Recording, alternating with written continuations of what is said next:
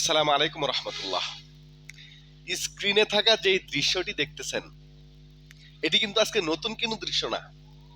এই দৃশ্য ঢাকা শহরের মেইন রোড থেকে শুরু করে অলি-গলি বিভিন্ন জায়গায় যারা ঢাকা শহরে থাকেন, আপনার অভিজাত এলাকা থেকে শুরু করে সকল এলাকাতেই বস্তি এলাকা পর্যন্ত সব জায়গায় কিন্তু এই সমস্ত মাদক সেবীদের আনাগোনা ছড়িয়ে ছিটিয়ে আছে পুরা ঢাকা শহর।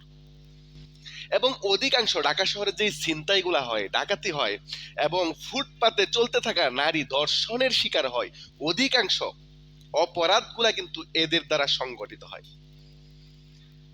এই মুহূর্তে যখন তত্ত্বাবধায়ক সরকার ক্ষমতায়, নির্দিষ্ট কোনো সরকার যখন ক্ষমতায় নেয়, নির্দিষ্ট কোনো দল যখন ক্ষমতায় নেয়, তখন এদের উৎপাত এতটা বেড়েছে, অপরাধীদের উৎপাত আনাগুনা এতটা বেড়েছে যে মানুষ পদে পদে এদের দ্বারা মানে সবসময় এদের দ্বারা আক্রান্ত হচ্ছে এবং আতঙ্কের মধ্যে আছে, উৎকণ্ঠার মধ্যে আছে। তো এই জন্য আইন শৃঙ্খলা বাহিনীকে, বিশেষ করে সেনাবাহিনীকে এই মুহূর্তে যদি কঠোর কোনো পদক্ষেপ না নেয় এদের ব্যাপারে, তাহলে ভবিষ্যৎ পরিস্থিতি দক্ষিণ আফ্রিকার মতো যে হবে না সেটা কিন্তু বলা যায় না। এই জন্য আমাদের আইন শৃঙ্খলা রক্ষাকারী বাহিনীকে এদের ব্যাপারে একটু কঠোরতা অবলম্বন করা লাগবে। এই ব্যাপারে আমি যদি বলি, যদিও আমার বলাটা কিছু যায় আসে না, আমার এই ছোট্ট মস্তিষ্কে আমি তো ওরকম কেউ না যে আমার কথা কেউ গ্রহণ করবে। আমি মনে করি এদেরকে মাদকাসক্ত নিরাময় কেন্দ্রে, সরকারিভাবে মাদকাসক্ত নিরাময় কেন্দ্রে রেখে এদেরকে মাদক মুক্ত করে তারপরে এদেরকে দিয়ে আবার সরকারি কোনো প্রতিষ্ঠান, মানে যেটা সরকারের উদ্যোগে সরকারি অর্থায়নে হবে, এরকম একটা প্রতিষ্ঠানে রেখে, লাভজনক প্রতিষ্ঠান যেটা, সেটার মধ্যে এদেরকে কর্মী হিসাবে রেখে দেশ কিন্তু কিছুটা লাভবান হতে পারে। কারণ এরা তো সমাজের জন্য ক্যান্সার, এরা সমাজের জন্য বিস্ফোরা। আপনারা কি ভাবছেন সেটা আমি জানি না, কিন্তু এরা সমাজের জন্য বিস্ফোরা। শান্তি শৃঙ্খলা এদের দ্বারা কিন্তু পদে পদে বিঘ্নিত হয়। এই জন্য সংশ্লিষ্ট যারা আছেন, আইন শৃঙ্খলা রক্ষাকারী বাহিনীতে যারা আছেন, আপনারা এই বিষয়ে একটা পদক্ষেপ গ্রহণ করেন।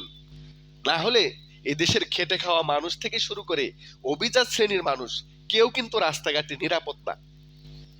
আজকে রাস্তাঘাটে ঢাকা শহরে যারাই চলে, দেখবেন যে ডেন্ডিখোর, তারা ওপেনলি এভাবে পলিথিনের মধ্যে ডেন্ডি সেবন করছে।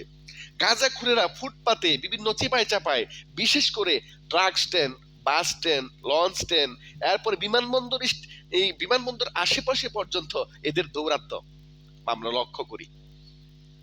তো আপনারা যদি পথচারীকে 100% নিরাপত্তা দিতে চান, তাহলে অবশ্যই এই রাস্তায় জমে থাকা এই সমস্ত বিস্ফোরার ব্যাপারে উদ্যোগ গ্রহণ করা লাগবে।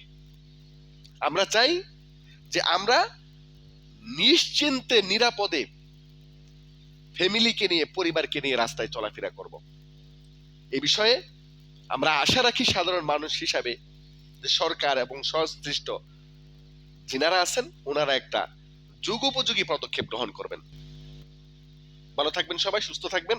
রাস্তাঘাটে চলতে সর্বক্ষণ সতর্ক দৃষ্টি রাখবেন চতুর্দিকে, এবং যে কোনো পরিস্থিতি মোকাবেলার জন্য সবসময় প্রস্তুতি গ্রহণ করে রাখবেন। আসসালামু আলাইকুম রহমতুল্লাহ।